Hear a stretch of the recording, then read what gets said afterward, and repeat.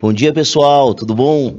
Bom estar com vocês de novo para dar continuidade com esse nosso bate-papo sobre dissertação, sobre expressividade escrita, sobre cumprimento de critérios de várias bancas pelo Brasil. Galera, o nosso papo é sobre redação, professor Eric Soares com vocês, para que a gente consiga desenvolver a melhor forma de expressar por meio da linguagem escrita todas as opiniões, o seu pensamento crítico, a sua bagagem cultural, ok? Galera, seguinte, nosso papo de hoje vai ser um papo sobre a ideia de como você organiza um texto, tá? Então a gente vai sempre montar essas estratégias de ficar meio que um movimento cíclico, de repetir estratégias de montagem textual, de entender a lógica de montagem de um texto, de perceber o que forma cada um dos parágrafos e, principalmente, como você faz para organizar o seu pensamento dentro dessa perspectiva de expressividade por meio da linguagem escrita. Vale lembrar, pessoal, que a nossa base de conteúdo agora, para este ano tão importante que a gente está vivendo, é uma base de conteúdo voltado para a dissertação escolar, tá? Um gênero bem específico. E esse gênero, pessoal, ele vai permear todo o nosso ano, ele vai aparecer em várias das nossas aulas por um motivo muito simples. É ele que vai ser cobrado de ti na maior parte das bancas de vestibulares pelo Brasil. Não só de vestibulares, mas você também que tem a intenção de fazer um concurso público, que você tem a intenção de entrar para o serviço estatutário, também em muitos concursos existe a cobrança da redação. E em quase 100% deles, a cobrança é sobre uma redação dissertativa, tá? Especificamente, pessoal, como a nossa base aqui é o Exame Nacional do Ensino Médio, nosso bom e velho Enem, a gente vai tomar por base o gênero que é cobrado nele, que é a dissertação argumentativa, tá? Mas vale a ressalva que este não é o único tipo de dissertação. Até por ele não ser um único tipo de dissertação, você precisa entender muito bem como é que você vai utilizar a linguagem, como é que você vai utilizar os recursos que você tem para a montagem textual para expressar justamente essa característica específica do texto cobrado, que é necessariamente a argumentação, certo? Bom, então, nosso papo de hoje é sobre racionalização de texto, e quando eu chamo de racionalização, gente, é para que você entenda só, primeiramente, o seguinte: você não vai necessariamente precisar estar inspirado para fazer uma redação. É muito comum ouvir de você, estudante, a seguinte frase: hoje eu não estou inspirado para fazer redação. É bom, antes de você falar isso, pensar no que é a dissertação. A dissertação é um texto formal. É um texto necessariamente racional. Não existe inspiração para você fazer texto. Escrever um texto dissertativo argumentativo é você conseguir aplicar técnicas, é você conseguir aplicar um conhecimento crítico, é principalmente você desenvolver a sua competência de selecionar vários conhecimentos, informações, dados, falas de autoridades para fundamentar ou para dar base a uma opinião que é sua. Opinião sobre o que, professor? Sobre uma determinada situação, problema que lhe é apresentado. Como é que aparece essa situação, problema? Aparece por meio, pessoal, principalmente da sua frase temática, certo? Frase temática é essa que é baseada ou é fundamentada e especificada por textos motivadores. Textos esses que vão te dar direcionamentos para essa linha argumentativa que vai ser cobrada de ti. Beleza? Bom, entendendo essa lógica, então quais são as ideias que a gente começa aqui? Qual é a base para o início da nossa aula? Primeiramente, entender que nós vamos falar de um texto dissertativo argumentativo. Esse texto tem uma intenção. Qual é a intenção? Fazer com que você consiga expressar o seu pensamento crítico diante de uma situação problema. Onde é que vai aparecer essa situação problema? Na frase comando, na frase tema e nos textos motivadores. Como é que eu devo agir diante desse texto? Especificamente, planejando de maneira organizada a estruturação textual.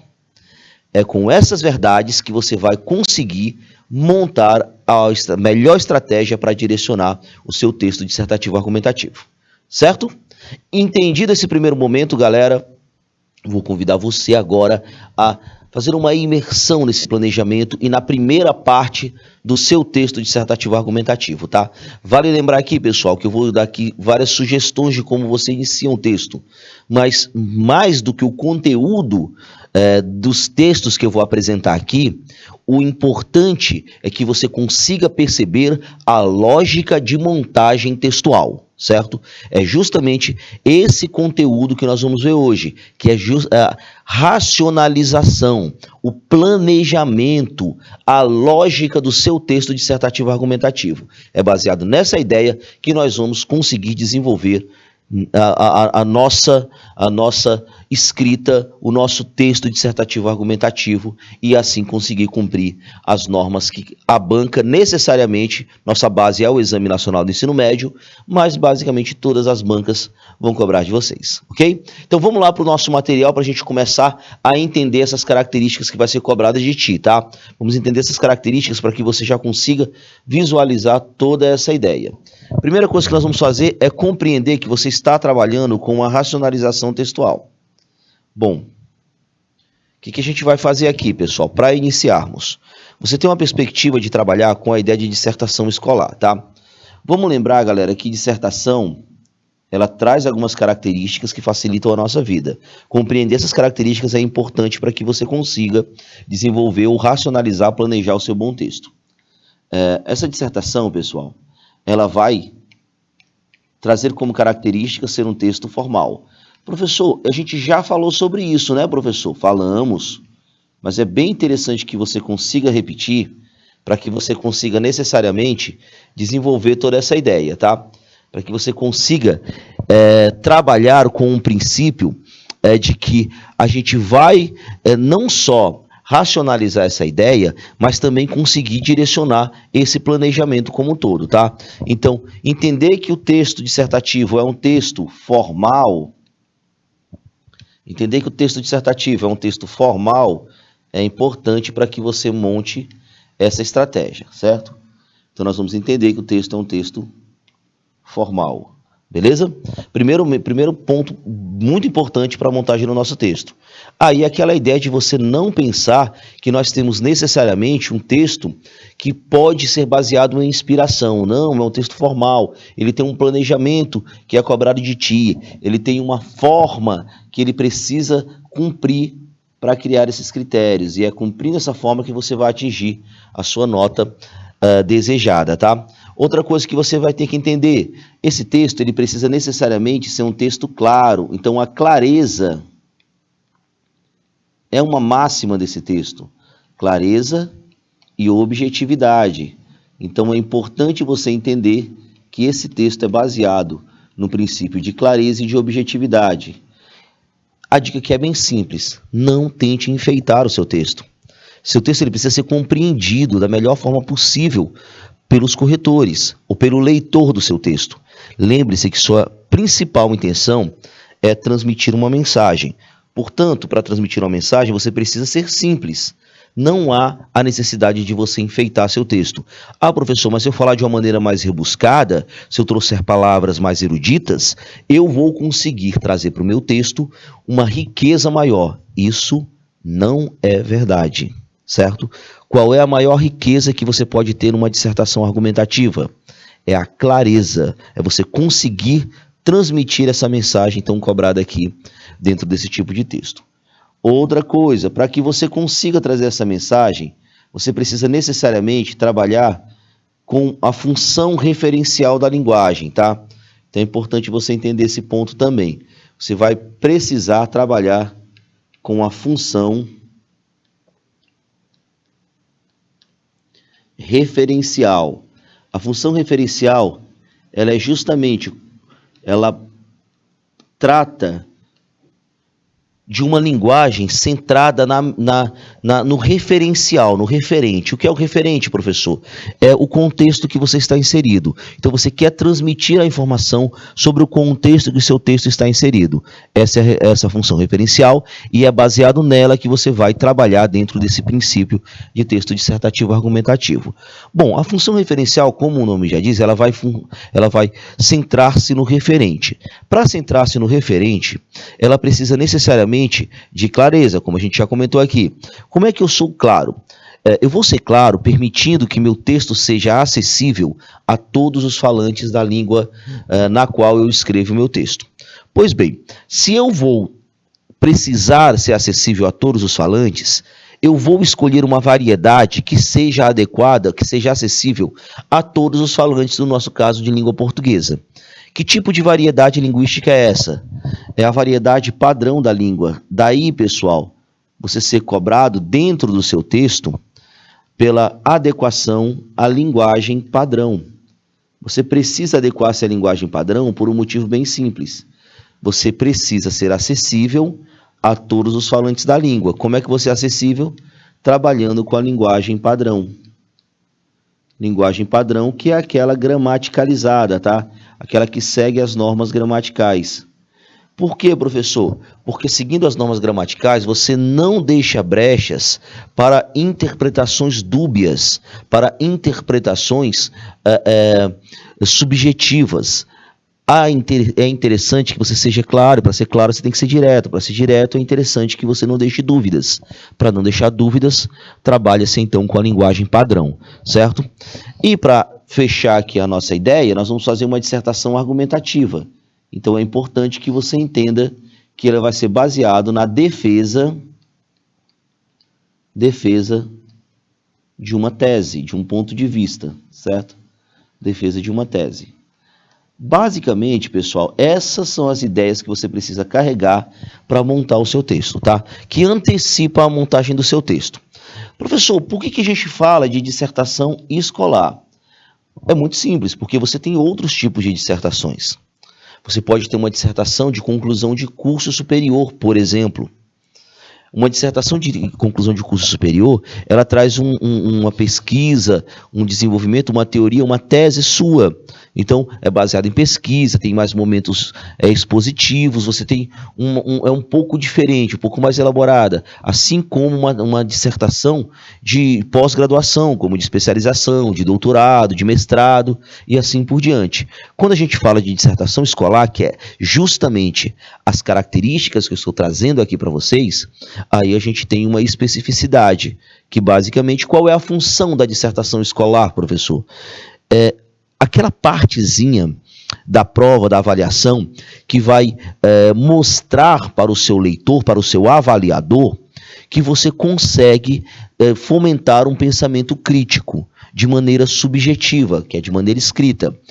Para trazer como exemplo o Exame Nacional do Ensino Médio, você tem 180 questões objetivas, que são importantes, são baseadas dentro da teoria de resposta ao item, são elaboradas a partir de uma matriz de referência muito bem elaborada pelo INEP. Então, quando você tem tudo isso, você tem uma forma de avaliação. Mas também é necessário que o avaliador perceba a capacidade de você, estudante, desenvolver esse direcionamento subjetivo, esse pensamento crítico baseado numa ideia de subjetividade.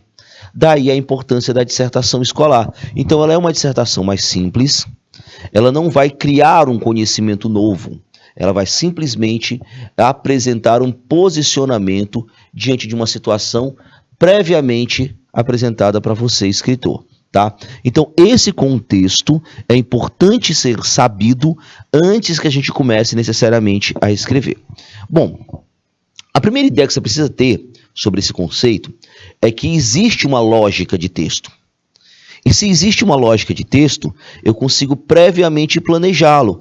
Então, galera, quando eu falo de racionalização textual, eu estou falando precisamente de planejamento. Planejamento, você consegue necessariamente planejar um texto. Eu estou falando de planejamento. Importante você saber disso. É importante saber que você consegue planejar o texto, tá? Planejamento do texto. Esse planejamento ele inicia-se antes de você realmente escrever, inclusive. E esse planejamento ele precisa aparecer no seu texto. O texto ele precisa mostrar para o corretor que você tem a capacidade de planejar, certo? Daí essa racionalização. Bom, antes que a gente inicie mesmo em si a ideia de planejamento, o que pode facilitar a minha vida na hora de planejar? Primeiramente é entender que a dissertação ela te impõe um formato específico, tá? Então você não pode escolher fazer uma dissertação do seu jeito. Não existe isso. Até por isso, ela é tão cobrada dentro dos vestibulares, porque ela já exige um pré-estabelecimento de critérios para que ela realmente seja uma dissertação. Então, quando você trabalha com dissertação, você precisa ter um formato. Que formato é esse, professor? Essa forma textual pré-estabelecida, ela baseia-se numa ideia de introdução, desenvolvimento,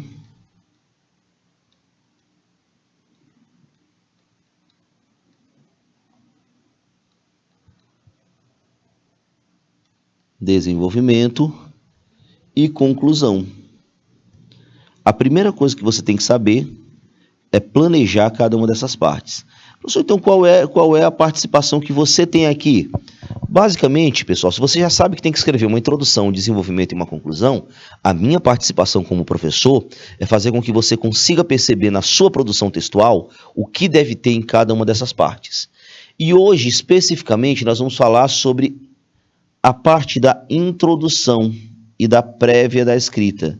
Porque é na introdução que nós vamos apresentar justamente esse projeto de texto. É na introdução que eu deixo claro como eu planejei, como eu direcionei esse texto, tá? Então é tão importante você trabalhar, você perceber essa ideia de planejamento textual, certo? Outro ponto importante. Eu sei que existe uma forma, eu sei que existe uma lógica. Eu preciso entender também outro ponto, que seria como lidar com o tema. Como é que eu vou lidar com esse tema? O que eu devo falar sobre ele? O que eu posso e o que eu não posso fazer? Isso faz parte da racionalização. Isso faz parte dessa lógica, dessa montagem que a gente precisa ter acesso para que eu consiga necessariamente direcionar toda essa produção textual. Beleza? Bom, entendido esse primeiro momento, que são as informações prévias que lhes são entregues para que você consiga racionalizar, planejar essa sua linha de pensamento, nós vamos agora para entender como é que eu vou montar. Primeiramente, vamos lá. Você precisa entender que é mais fácil você ter uma lógica de montagem para o tema. Como assim, professor? Se você conseguir perceber que se você pensar que o tema ele tem uma lógica, você consegue dizer que os temas eles têm uma característica universal. O que é uma característica universal? Eu consigo estabelecer padrões temáticos. Eu consigo necessariamente estabelecer grupos de temas a partir de uma semelhança mais universal, mais genérica. Quando eu falo de universal, pessoal, é justamente uma característica que abarca, vamos dizer assim, vários temas. Vários temas. Universal é algo que abarca vários temas. Por que isso, professor? Primeiramente, porque você tem que partir de dois pressupostos. O primeiro é, você não saberá tudo sobre todos os temas. Professor, e como é que eu vou escrever um texto sobre algo que eu não sei? Opa, eu não disse isso. Eu disse que você não saberá tudo sobre todos os temas. Nem é isso que a banca quer de você. O que a banca quer de você? Ela quer que você seja capaz de utilizar o que você sabe, o que você adquiriu durante o seu processo de ensino, para que você defenda um tema específico. Esse tema pode ser algo que você nunca viu na vida, provavelmente não será. Porque o tema ele é necessariamente ligado a uma ideia de cotidiano do grupo que o faz. E esse grupo que o faz são jovens. tá? Jovens que estão acabando o ensino básico, buscando o ensino superior. Então, quando você tem essa realidade, você consegue perceber necessariamente que você consegue estabelecer grupos de temas. É como se eu classificasse os temas. Então, quando eu digo que é algo universal, eu estou falando, galera, de classificação de temas. Eu vou classificar os temas. Isso é universal. Por quê? Porque quando eu faço dessa forma, eu consigo estabelecer conhecimentos que eu sempre vou utilizar. São conhecimentos que eu sei que estão ali guardadinhos para que eu vá lá, selecione-os e consiga entregar para o meu leitor uma fundamentação baseada em princípios teóricos, racionais. Primeira coisa, então, que você vai fazer é entender o que é um tema, compreender como é que são essas características temáticas e classificar esses temas em grandes grupos. Você tem várias possibilidades, mas eu, especificamente, vou chamar isso de eixo temático. O que é um eixo temático? Basicamente, pessoal, são grupos de temas. Grupos de temas ligados por semelhanças, tá? Quando eu trabalho com grupos de temas, o que eu vou fazer? Esses grupos de temas, eles têm em comum características que me permitem utilizar sempre uma mesma fala. Essa dica de separação de eixos temáticos, pessoal, ela é baseada no INEP, tá? Nas orientações do INEP. A diferença é que o INEP trabalha com eixos temáticos muito amplos, como exemplo, política, educação, sociedade. Então, é um tipo de eixo temático muito amplo. O que eu penso, eu particularmente penso, na organização por eixos temáticos? Você precisa classificar em grupos que sejam específicos a ponto de você conseguir utilizar a mesma fundamentação para esse grupo de temas, mas eles não podem ser específicos demais, porque se forem específicos demais, aí eu não vou estar mais classificando grupos de temas. Eu vou estar classificando os temas específicos. Isso não é funcional. Então, o que você vai fazer? Você primeiro pensa em algo que é amplo, que é universal. O que é universal? Veja bem, a minha sugestão. Você vai trabalhar com esses eixos temáticos que são diretamente ligados à ideia de direitos que são violados. Professor, por que você vai trabalhar com direitos a serem violados? É simples, porque eu tenho uma certeza na vida. Qual é a certeza que eu tenho na vida? Que o tema da dissertação do Exame Nacional do Ensino Médio vai trazer para ti uma ideia de problema social. Certo? Ele vai trazer essa ideia de problema social. Bom, com essa certeza eu já consigo montar uma estratégia. Professor, mas como é que você sabe que o tema será um problema social? Por 2 motivos. Primeiro motivo, isso está no edital. Tá? Como é que está no edital? O candidato será exposto a uma situação-problema diante da qual ele precisa apresentar o seu posicionamento, certo? Essa é a primeira verdade. A segunda informação que eu tenho, que é muito importante para me dar essa certeza, são os critérios de correção do Exame Nacional do Ensino Médio, que são 5 critérios. 1. Adequação à linguagem padrão. 2. Adequação ao tipo de texto e ao tipo de tema. 3. Seleção, organização, relação de argumentos, fatos, opiniões e ideias em prol de um ponto de vista, que é o nosso projeto de texto. 4. Coesão textual. 5. Proposta de intervenção para a situação-problema. Opa, o que a competência 5 me diz? Eu terei uma situação-problema, diante da qual eu preciso apresentar uma proposta de intervenção. Então, se eu tenho certeza que eu vou ter uma situação-problema, eu só posso ter essa situação-problema no tema em si. Por isso eu venho com certeza. O tema da redação do Exame Nacional do Ensino Médio será necessariamente um problema social. Sabendo que o tema é um problema social, eu consigo trazer uma outra ideia. Que outra ideia, professor? Se existe um problema social, é porque um grupo de indivíduos necessariamente vai sofrer alguma situação de marginalização. Como assim, professor? Um problema social só existe quando um grupo de pessoas não tem os seus direitos respeitados. certo? Como assim? Só existe problema social se os direitos não forem respeitados. Simples assim. Então eu consigo dizer que sempre o tema do Enem vai envolver um direito que é desrespeitado. Então, baseado nessa ideia, o que foi que eu fiz? Eu separei alguns direitos genéricos que eu consiga fazer a classificação dos temas. Que direitos são esses? Educação. Aí eu vou colocar aqui, pessoal, para não ampliar muito, cultura e arte dentro desse processo de educação, tá? O que mais eu consigo? Saúde, direito ao meio ambiente, direito à segurança, direito ao acesso à tecnologia, direito à inclusão social, porque aqui eu falo de minorias sociais, grupos minoritários que são oprimidos, ou direito ao trabalho, certo? Direito ao trabalho, vou trabalhar com o princípio de economia. Vamos supor, se eu estiver falando, por exemplo, do último tema do Enem, Enem de 2021, exatamente. Como é que eu consigo trabalhar? Nós tínhamos lá invisibilidade e registro civil, a garantia do acesso à cidadania. Opa, eu tenho ali a questão do registro civil. A pergunta que é o seguinte, é o direito à educação que é violado? É, dá para colocar ali. O direito à saúde também é violado? É, sem documentação você não consegue.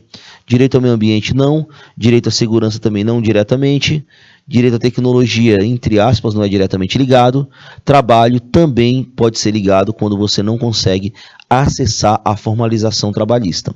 Mas se você prestar atenção, quando eu falo de registro civil, eu estou falando de um grupo muito específico que não possui.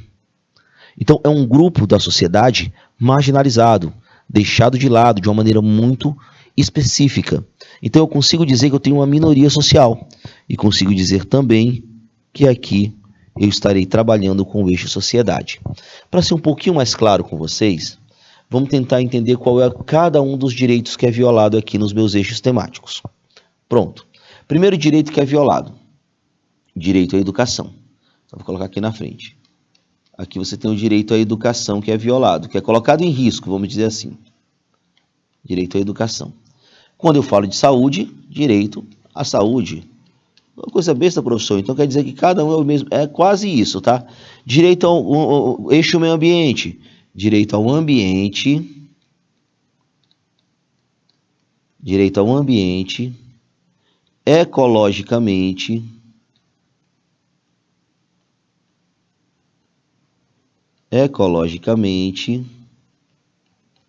Equilibrado. Esses direitos, pessoal, são todos previstos na Constituição Federal, viu? Não estou inventando nenhum, não. Segurança, direito à segurança. A tecnologia, ela pode, pessoal, ser trabalhada de diversas formas, porque sem tecnologia você pode não ter acesso à educação, sem tecnologia você pode não ter acesso à informação, você pode não ter acesso à liberdade, inclusive liberdade de expressão, ou mesmo acesso à tecnologia em si. Porque a tecnologia é um direito seu, inclusive a internet é considerada um direito humano, certo? A internet é considerada um direito humano. Quando eu falo de sociedade, eu costumo dizer que o direito violado é o direito à dignidade da pessoa humana, tá? Porque se existe um grupo social que é oprimido, esse grupo necessariamente não tem o seu direito à dignidade, ou mesmo à inclusão social, direito à isonomia perante a lei, certo? Você consegue trabalhar aí com a questão da dignidade. E quando eu falo de trabalho ou economia, o direito que é colocado em risco é o direito ao trabalho. Direito ao trabalho e renda, né? Então você tem aqui necessariamente cada um dos direitos que vão participar, vão ser montados a partir de cada grandes grupos. Se eu tivesse tratado do tema anterior ao tema de 2021 do Exame Nacional do Ensino Médio, estigmas associados às doenças mentais na sociedade brasileira contemporânea, eu consigo dizer que o direito à saúde, saúde mental no caso, é colocado em risco, o eixo é saúde. Se eu levar a um ponto mais anterior, em que nós tivemos a questão da democratização do acesso ao cinema no Brasil, também dá para colocar em sociedade, porque é um grupo específico que não vai ter acesso a esses cinemas, ou mesmo falar da questão do direito à cultura, certo? Se eu tratar um tema anterior, que eu poderia ter falado da manipulação do comportamento do usuário pelo controle de dados na internet, na internet. Aí eu estou tratando necessariamente da questão da tecnologia e assim por diante. Bom, o primeiro passo é você conseguir classificá-lo dentro de um desses grandes grupos. Esse é o primeiro passo. E o segundo passo, professor? O segundo passo é você ser capaz de sair do que é universal e vir para o que é particular. Professor, e o que é particular? Galera, o particular é você ter a capacidade de trazer esses conceitos que eu acabei de falar para vocês para o seu tema em si. Então você precisa trazer para o seu tema. Você tem algo universal que, por exemplo, eu consigo trazer um conhecimento que vai ser trabalhado em todos os temas que envolvem educação. Vou lhe dar um exemplo. Eu tenho um pedagogo muito famoso no Brasil chamado Paulo Freire. Inclusive, ele é o patrono da educação brasileira. Patrono da educação brasileira. Então, o que eu consigo dizer? Que Paulo Freire, patrono da educação brasileira, defende que se a educação sozinha não muda a sociedade, sem ela, a sociedade tampouco muda. Então, eu tenho uma fala do Paulo Freire que vai caber em todos os temas que envolvem educação. Então, eu consigo dizer que o Paulo Freire é o quê? Paulo Freire é universal, porque ele vai servir para vários temas que tratem sobre educação. Então, beleza, professor, se eu já sei uma coisa que eu vou conseguir usar em todos os temas que vai falar sobre educação, pronto, eu já estou satisfeito e vou conseguir me dar bem na prova que eu vou realizar. Não é bem assim. O que você precisa fazer? Você precisa trazer para o seu tema. Se você não trouxer para o seu tema, de nada vai adiantar todo o conhecimento que você conseguiu expor no seu texto, tá? Então, não adianta, você não consegue fazer algo diretamente válido se você não tiver a capacidade de sair do universal, que é essa fala de Paulo Freire, e vir para o particular. O que é o particular? É o seu tema em si. Professor, e como é que eu percebo esse particular? É simples, ó, você vai perceber da seguinte forma. Você vai entender o que é um recorte temático. E eu vou trazer alguns sinônimos, isso aqui é uma parte prática de sinônimos, tá? Mas basicamente você tem que entender o que é o recorte temático. O que a gente vai chamar de recorte temático?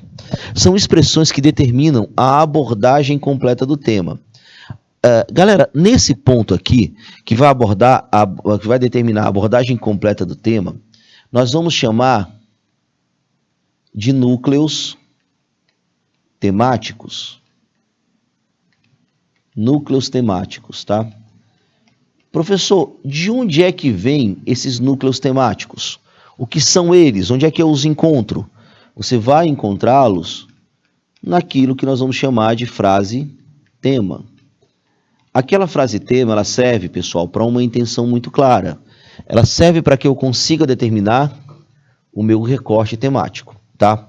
E é baseado nessas palavras da frase-tema que vai ser determinado se você vai abordar de forma completa ou se você não vai abordar de forma completa o tema, beleza? Esse é um ponto primeiro que você tem que entender.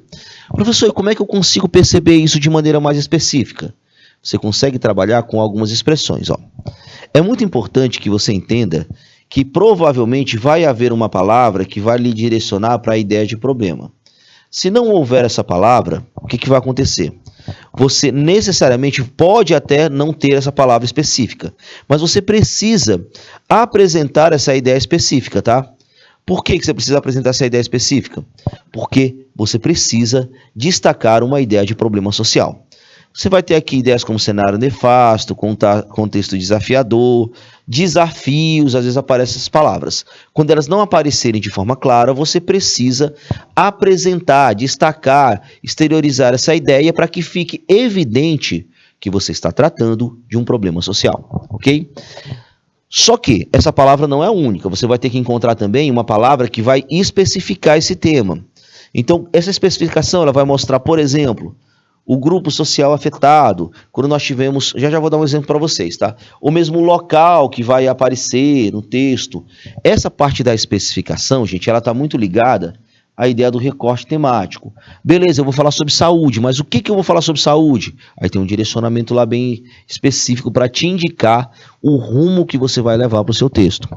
E por fim, talvez seja a palavra mais importante, que é a palavra tema. Toda frase tema, ela vai ter essa palavra que vai determinar um tema. Vou lhe dar um exemplo, ó. Lá em 2018 nós tivemos, 2018 não, perdoe-me, 2019, democratização do acesso ao cinema no Brasil. Se foi de 2019. Enem 2019, tá? Lembrando que aqui são expressões que vão indicar os temas do Enem. Enem 2019 nós tivemos democratização do acesso ao cinema. Então eu entendo que cinema vai ser a palavra tema, tá? A palavra tema, a palavra que vai. Se eu não falar de cinema, eu vou zerar minha redação. Qual é a especificação? Eu tinha a palavra, nesse caso aqui específico, a ideia de democratização. Democratização. Eu vou falar de cinema, eu vou falar o quê de cinema? Eu vou falar de filme, eu vou falar de arte dessa qualidade? Não, eu vou falar de democratização. E democratização do quê? Qual é a palavra que indica problema? É a palavra acesso. Então, essa ideia do acesso ou da falta dele é o que vai gerar a ideia de problema. Quando eu falo, pessoal, democratização do acesso ao cinema no Brasil, veja que eu não tenho uma palavra especificamente que indique problema. Então, eu preciso compreender, entender isso, e que é no acesso que o problema vai estar apresentado. A especificação, nós vamos ter a ideia de democratização, que é a universalização do acesso, e a palavra tema, que seria Enem. A mesma coisa acontece nos anos seguintes, ou nos anos anteriores. Quando em 2018 eu tive manipulação do comportamento do usuário pelo controle de dados na internet. Eu preciso falar de internet.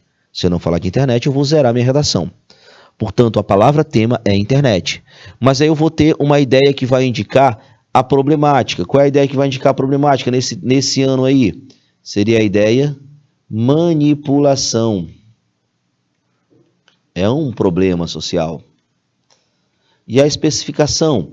A especificação, necessariamente, eu poderia trabalhar com a ideia de controle de dados. Porque, beleza, eu vou falar o que da internet? Eu vou falar do controle de dados, certo? Isso daqui, pessoal, é primordial para que você consiga fazer aquele movimento. Que movimento? Do que é universal para o que é particular.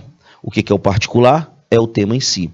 Bom, só para a gente fechar aqui, em 2017 nós tivemos, no Enem de 2017, nós tivemos os desafios para a formação educacional dos surdos no Brasil. Desafios para a formação educacional dos surdos no Brasil. Então nós tivemos aqui a palavra surdos, que era a palavra tema. Se você não falasse de surdos, você necessariamente não teria abordado o tema, teria zerado a redação, mas você não pode falar qualquer coisa de surdos. Qual era a sua intenção? A sua intenção era falar sobre a educação ou formação educacional. Tá? A intenção era falar sobre formação educacional.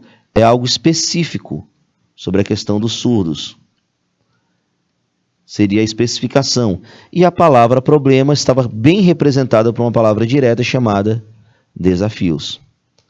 Bom, então eu vou ter que entender que essa montagem, essa lógica precisa aparecer no meu texto, porque só assim eu vou ser capaz de sair do que é universal, do que é geral, para o que é específico. Beleza? Passado por esse outro momento de planejamento textual, você vai entender agora as estratégias argumentativas, que é basicamente como você vai fazer esse movimento. Sair do que é universal para o que é particular, conseguir compreender estratégias de como utilizar essa ideia de eixo temático e assim por diante. Veja bem, aqui eu tenho um exemplo. Aqui é um exemplo do Enem de 2020. Enem de 2020, tá? Nós temos um tema aqui do Enem de 2020, para que você consiga compreender aqui como é que é essa lógica. Primeira coisa que você vai fazer, você vai analisar a frase tema. Como é que eu analiso a frase tema? Para que eu seja capaz de entender esse direcionamento, tá? Para que eu consiga entender todo esse direcionamento para essa questão. Deixa eu só tirar uma dúvida aqui. Professor, qual a lógica usaria referente a surdo ou deficiente auditivo, ou os dois? Porque existem certas diferenças. Realmente, Joyce, existem certas diferenças, tá? Inclusive, o tema, houve uma discussão muito ampla lá quando a gente falou em 2017 sobre essas duas diferenças. Porque nós tínhamos aí os surdos, que é aquele que realmente não tem nenhum acesso, nenhum tipo de audição, então é o surdo que realmente precisa por exemplo, da tradução em Libras, né, que nós temos aqui. E o deficiente auditivo, ele não necessariamente é completamente surdo.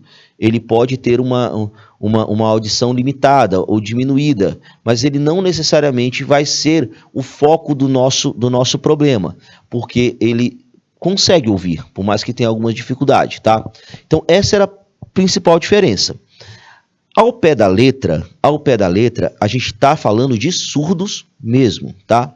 Então, o tema, ele trabalharia com a ideia dos surdos, a dificuldade que é o surdo acessar o processo de ensino. Ou porque você tem pouca quantidade de tradutores de Libras, principalmente lá no chão da escola, principalmente no chão da escola pública, certo?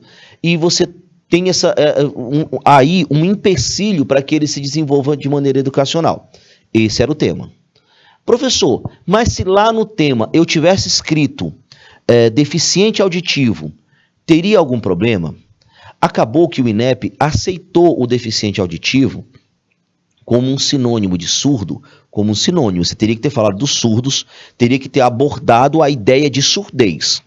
Mas quem colocou, para não repetir, por exemplo, a palavra surdo, destacou a palavra deficiente auditivo, ele não foi penalizado, por 2 motivos. Primeiro motivo, porque essa diferença realmente é sutil. Então, há necessidade de um conhecimento técnico para que você saiba essas 2 diferenças, certo? E o outro motivo é porque o surdo ele também é um deficiente auditivo.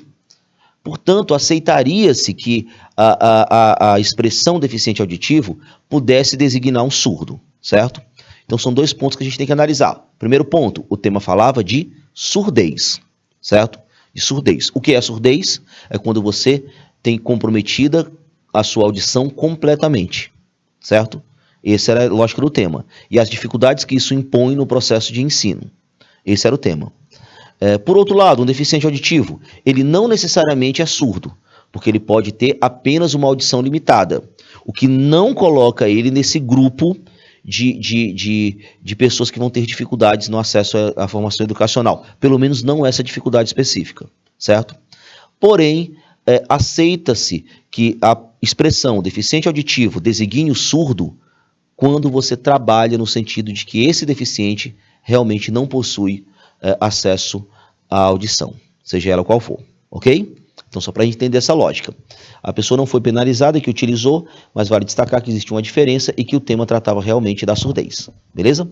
Vamos voltar aqui para a gente entender como é que eu vou montar essa estratégia, ver como é que eu vou direcionar esse ponto. Ó, lá na frase, no ano de 2020, que a gente estava tratando de doenças mentais, veja como os temas, galera, de certa forma, são temas que estão no nosso contexto, né? Eu vou falar de estigma associado às doenças mentais, que é uma espécie de preconceito que se tem com relação às pessoas que possuem doenças mentais, tá? É interessante você entender essa lógica. Bom, primeiramente, o que você vai fazer? Você vai encontrar aquela ideia da especificidades. Como é que eu encontro isso, professor? Ó, os estigmas associados às doenças mentais na sociedade brasileira. Primeiro ponto que você vai procurar é a palavra que designa o tema, tá? Palavra que, se eu deixar de falar, eu necessariamente zerarei minha redação. Que palavra é essa? Nesse caso, doenças mentais, ok? Essa é a palavra tema. O que eu preciso encontrar agora? Eu preciso encontrar uma especificação. Beleza, eu estou falando de doenças mentais, mas onde que isso vai acontecer? Vejo que eu estou falando da sociedade brasileira. Professor, faz diferença eu falar necessariamente de Brasil e de mundo? Faz sim, viu, galera? Porque a sua argumentação é baseada dentro de um princípio de um problema local, certo? Vale destacar também que a sociedade brasileira sempre vai estar inserida no tema do Exame Nacional do Ensino Médio. Por quê, professor? Porque a intenção é que o aluno consiga posicionar-se diante do contexto em que ele está inserido, certo? Então é importante que você entenda que o Brasil sempre vai estar presente, mesmo quando a palavra Brasil não aparecer na frase tema. Bom, e a outra parte, que é a ideia de problema e de especificação, você vai trabalhar com a ideia de estigmas, que é uma marca ou característica designada a um grupo ou uma pessoa que o impede de ser incluído socialmente. É aquela marca que torna a pessoa diferente. Um grupo social determina que essa marca faz com que aquela pessoa seja diferente e que essa diferença impede a sua plena inclusão social. É o preconceito, tá, pessoal? Não é necessariamente preconceito, mas é mais ou menos isso, para que você entenda como é que é essa lógica de estigmatização. Bom, aí eu encontrei a especificação. Outra coisa, pessoal, os textos motivadores, eles vão indicar, por exemplo, de que tipo de doença mental que eu estou falando, porque eu posso pensar em vários tipos de doenças mentais. Posso falar de esquizofrenia, de psicopatia, entre outras coisas. Mas não, eu vou falar aqui nesse tema especificamente de doenças mentais como depressão, ansiedade, a questão da bipolaridade. Esse ponto é um ponto que vai determinar o direcionamento temático, que é quando eu vou ter os textos motivadores. Vamos lembrar que texto motivador, eles também direcionam o tema, o que é muito importante para você entender essa lógica, tá? Então, estigma associado às doenças mentais, eu vou ter necessariamente que entender que doenças são essas. Quem é que vai me dizer isso? Os textos motivadores. Bom, depois que eu vi isso, agora eu vou fazer aquele movimento do que é universal para o que é particular. E o que é universal? Primeiramente, você vai entender qual é essa lógica do eixo temático. É algo universal. Esse algo universal vai permitir que eu tenha sempre repertório sociocultural, sempre tenha conhecimentos para fundamentar o meu texto. Como é que eu monto então, professor? Qual é o direito que é colocado em risco dentro desse tema? Os estigmas associados às doenças mentais na sociedade brasileira. Opa, o que eu consigo dizer? Eu consigo dizer que o direito que é colocado em risco é o direito à saúde. Por que é importante saber disso? Porque assim, todos os temas que tratarem necessariamente da saúde, eu consigo utilizar o artigo 196 da Constituição Federal de 1988. Porque esse artigo prevê a saúde como direito de todos e dever do Estado. Então dá para eu dizer assim, que em todos os temas que tratem de saúde, eu consigo botar esse artigo da Constituição Federal Brasileira. Olha o quão importante é eu ter esse tipo de conhecimento. Porque eu vou escrever um texto sobre um tema que é um tema específico, os estigmas associados às doenças mentais, e eu sei, porque eu me planejei, porque eu racionalizei, porque eu organizei o meu texto, eu sei que o artigo 196 da Constituição Federal garante o direito à saúde, inclusive à saúde mental. Imagina só você colocando dentro do seu texto, lá do Exame Nacional do Ensino Médio, o artigo específico da Constituição Brasileira de 88, que te garante o direito ao tema que você está tratando. Então, é algo muito rico. E eu vou saber, professor, o artigo para cada tema. Você não vai saber para cada tema, mas você vai saber para cada eixo temático. E você sabendo para cada eixo temático, você consegue necessariamente apresentar para o seu leitor algo bem específico para o seu tema, desde que você seja capaz de fazer esse movimento do que é universal, que é a questão da saúde, para o que é particular, que é a questão do tema em si. Bom, a primeira coisa que eu vou fazer, agora eu vou montar essa estratégia de trazer para a tese. Bom, a minha tese é, eu preciso posicionar-me diante do tema. Eu não tenho como ser a favor ou contra. Não existe isso no Enem. Porque é um problema social. Você não vai ter a opção de ser a favor ou contra, de ser de um lado ou de outro. Qual é a sua opção? Você só precisa afirmar: o problema existe e deve ser combatido. Simples assim. Os estigmas associados às doenças mentais. Não tem como ser a favor disso. Não tem como dizer que não existe, porque existe. Então, qual é a sua única opção? É afirmar que isso é um problema. Como é que eu vou afirmar isso? Por meio de uma tese. O cenário desafiador. Quando eu chamo de cenário desafiador, eu já estou necessariamente dizendo que eu vou trabalhar com a ideia de problema. O cenário desafiador de combater os estigmas. Olha só as palavrinhas aparecendo aqui, ó. Estigmas, está lá na minha frase tema, trouxe para cá. Associados às doenças mentais, trouxe aqui a outra palavra para dentro do meu texto. Na sociedade contemporânea brasileira. Opa, trouxe todos os núcleos temáticos para dentro do meu texto. Isso vai ser importante para que o corretor entenda que eu abordei de forma completa o tema. Bom, agora você, antes de começar a escrever, você precisa pensar assim: eu preciso de argumentação. O que são argumentos? Provas da tese. O que é a minha tese?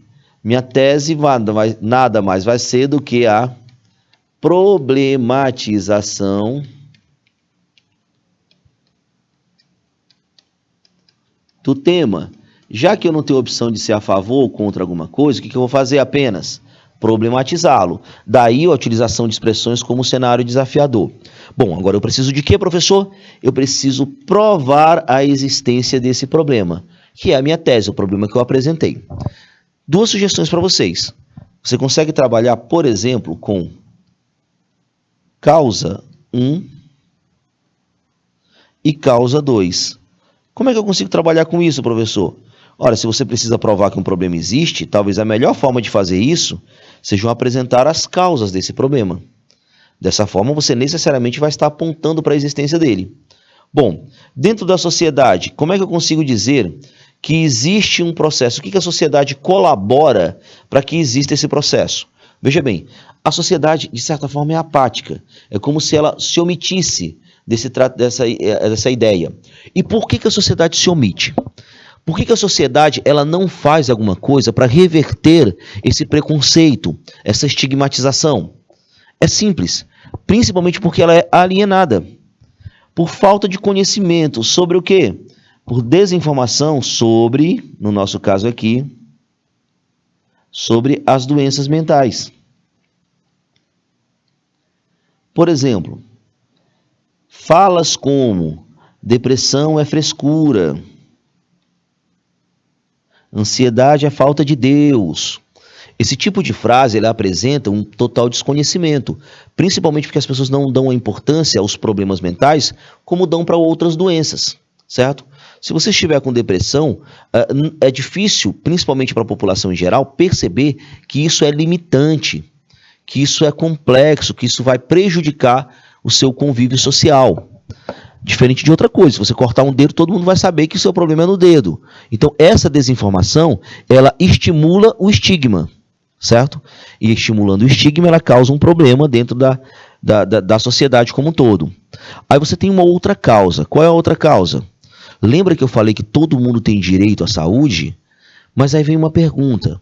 E o atendimento psiquiátrico, psicológico, ele é facilitado na rede pública de saúde? O acesso é fácil? A informação sobre isso é fácil? Eu tenho informações na escola sobre o que é depressão, sobre o que é ansiedade? Essas informações são suficientes?